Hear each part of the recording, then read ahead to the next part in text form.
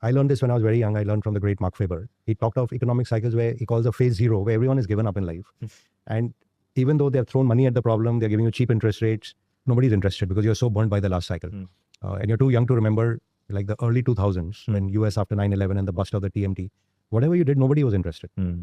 Then typically you get some catalyst where, for example, in India, it became, Vajpayee government came and said we can privatize. And it creates a kind of animal spirit in you. Or an important commodity price like steel prices, zinc prices all just started taking off.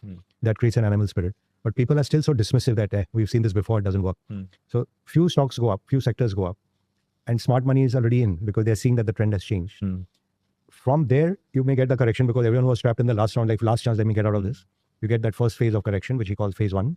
But then phase 2 is when really the boom spreads. And those guys, they buy more from their suppliers. People get a little more confidence and earning growth accelerates like crazy. Again, correction because like you said, last year, this is run up too much, let's correct. And then phase 3 is the blowout when multiples expand and go crazy. Like this time is different. We are the rulers of the world.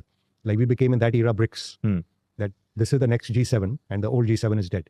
And we prematurely, think AI is already here and it's going to take over the world. Or in the 2000 period, it was internet is already here, take over the world. The world moves a lot slower than you think. So markets discount, but your markets have priced it, but the world comes 10 years later. So in the phase we are in today, we are already in that P multiple being absolutely crazy.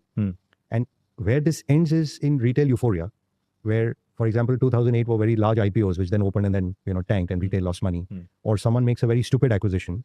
And you know that now, for example, at that time, I remember it was Tata Steel bought companies abroad. Tata Motors bought companies abroad. Hindalco bought their company abroad. And it took years for the paybacks in some